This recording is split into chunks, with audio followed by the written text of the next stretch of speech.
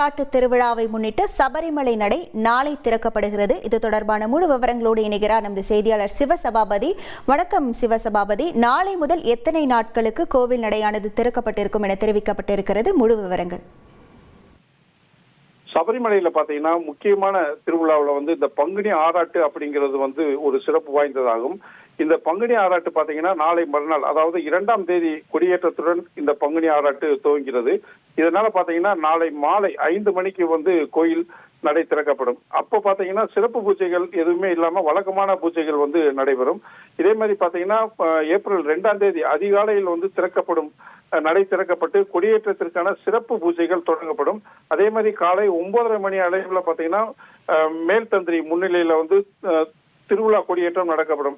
April 10ஆம் தேதி சரங்குத்தியில பள்ளி வேட்டையும் 11ஆம் தேதி பம்பையிலிருந்து ஐயப்பனுக்கு ஆராட்டும் நடைபெறும்.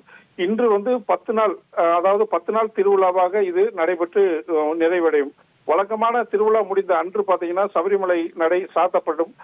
இந்த வருடத்திற்கு திருவிழாவை ஒட்டி சித்திரை விசு வருவதால் பாத்தீங்கன்னா நடை தொடர்ந்து பாத்தீங்கன்னா 18 நாள் திறந்திருக்கும். அதாவது ஏப்ரல் 14ஆம் தேதி சித்திரை விசு மற்றும் கனி காணும் நிகழ்ச்சி நடைபெறும். அதனால பாத்தீங்கன்னா இந்த மாசம் பாத்தீங்கன்னா 18 நாள் நடை திறந்திருக்கும். இதனால பக்தர்கள் ஆன்லைன்ல புக் செஞ்சுட்டு போய் ஐயப்பன தரிசனம் செய்யறதுக்கு எல்லா ஏற்பாடுகளும் செய்யப்பட்டுள்ளது. உங்கள் முழு விவரங்களுக்கு நன்றி சிவசபாபதி.